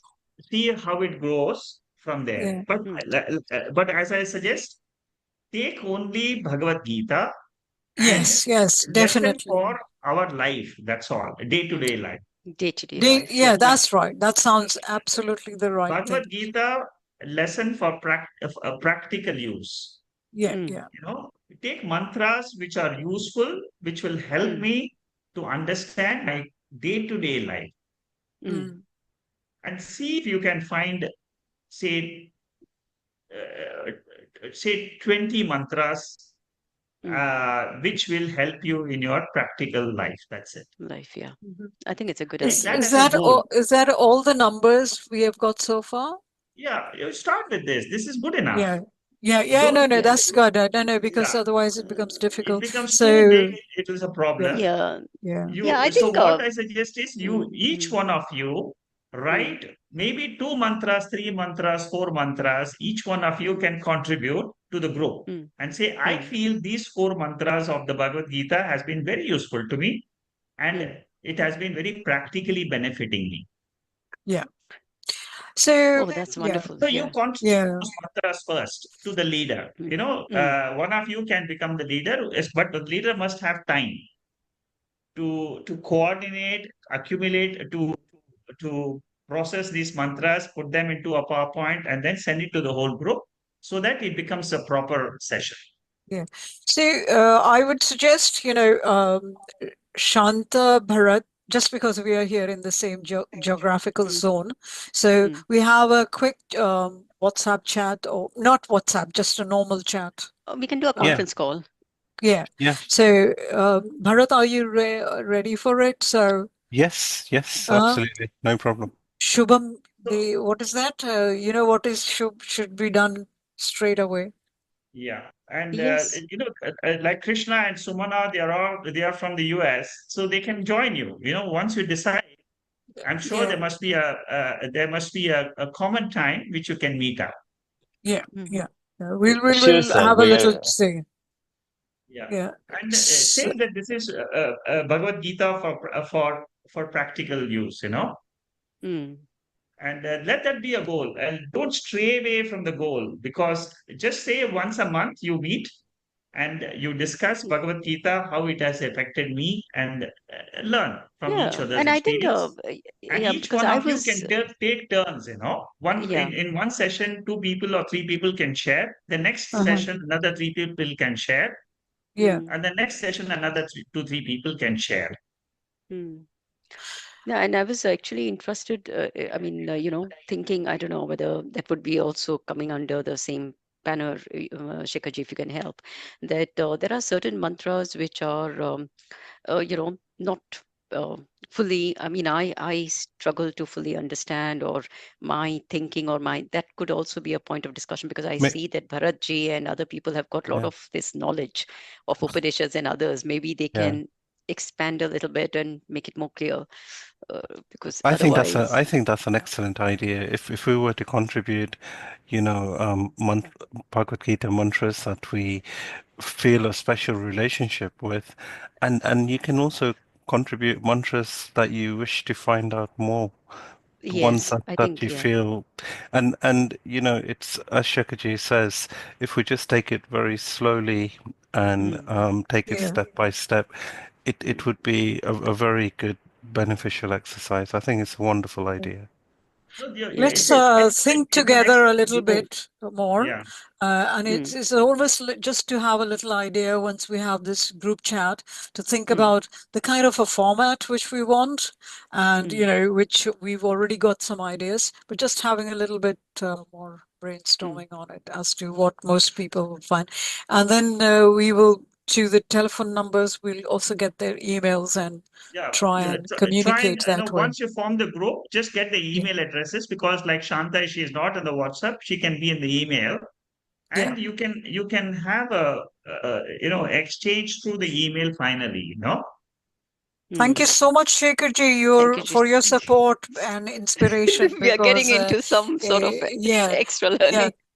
yeah. So as So long as you see, it's an excellent group. I'm telling you, this particular group which is there, it's a very, very beautiful group. You're very intelligent and very committed in learning. You see, I find this group is extremely committed. All of you have been with this group for more than 5 years, 6, 7 years, 3, 4 years, 5 years, and there's a lot of enthusiasm in this group. So I'm sure it will benefit you.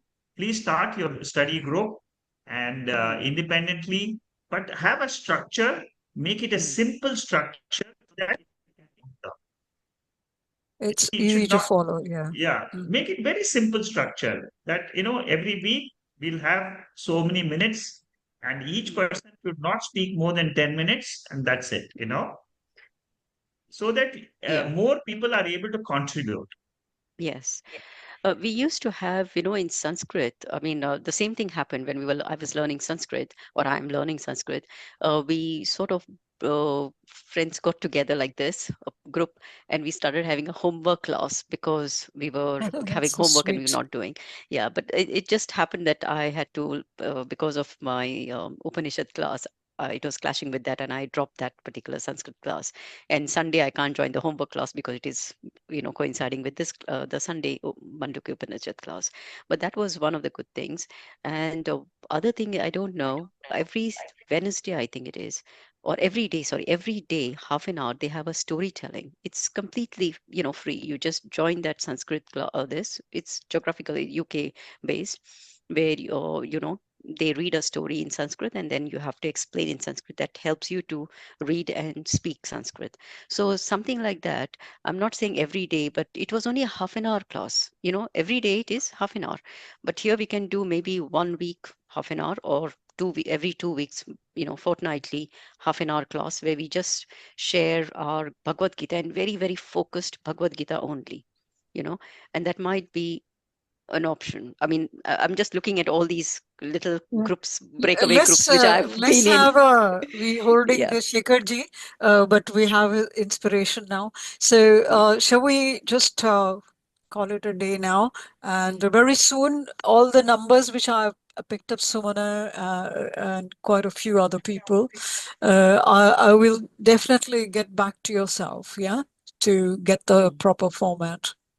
communicated. Discuss the format and make one person as a leader. Bharat, would you like to lead? I'll be delighted to lead. I'm happy to Yeah, coordinate. because we need And have one person yeah. who can, lead and then, tie up things together with everybody. And and we need a person who has got a lot of Krishna, if you knowledge. want, This Krishna in the US, you can be the lead for the US group, and Bharat perfect. can be the lead for the UK group, UK. and And I've got Shruti and Sumana, others, and I've got She's Sumana. US. She can be for. Yeah, She's in US. she is in She's US.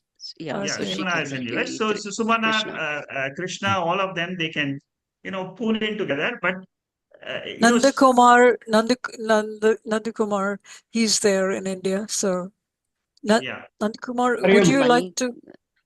I'm in UAE, Dubai. he's Oh, in your Dubai. number 97 is UAE. Okay. Yeah, Yeah, that's yeah. correct. okay. Anyway, Okay. take all, We will. let Bharat control the whole group, and then Oh, perfect. let him control the whole group, and then let him start leading in terms of structuring, and you can give all your ideas to Bharat. Yeah. Yeah. Perfect. That's a good Okay. idea. Wonderful. All Okay. right. Thank you. So I So think Bharatji, you have put a note there. Shall yeah. the three of us have a quick chat after this call, or you want to do? Yeah, Yes. after Oh, this call wonderful. straight away, I think. Yes, But that's a good idea. Shekhar ji ko chhod dete hain. Yeah. I Yeah. know. Anyway, let's see. Please go ahead. I've taken lots of screenshots of everyone's phone Oh, okay. numbers Yeah, and email I've done the addresses. same.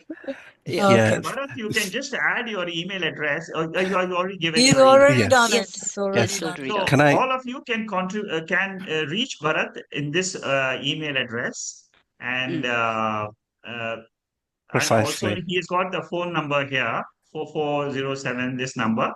Yeah. So Wonderful. please be in touch with him regarding this group, and then get started ASAP within a month. But structuring is extremely important. Yeah. And second thing is, only stick to Bhagavad Gita. Don't bring Upanishads, don't bring all other texts. Just keep studying. Uh, I would suggest even chapter by chapter. You say, okay, next week, we do chapter 1. After I that, we was do thinking chapter 2. of chapter by chapter, Yeah. actually. So go chapter wise and say, each one of you can say, I like this mantra, it's very useful to me. I like this mantra. And you can share those mantras with Bharat. Then Bharat can put together all this, and then he can lead a whole group. Yeah, I think that's a good idea. Yeah. Go chapter Okay, by so chapter. let's let Shekharji go, and then we get on the phone. Thank you. Thank you All right. very, very much. Yeah, because I know I'm conscious of time. All right. Thank you. Namaste. Thank you. Thank you very much, Thank you, Shekhar ji. Namaste. Thank you, Yeah, Shekhar ji. thank you. Thank Bye. you. Thank you, Thank you, Shekhar. Shekharji. Thank you Thank very you. much. Sumana. Namaste. Yeah. Thank you so much, Hariom. Hariom. Thank you. Thank you. Thank you.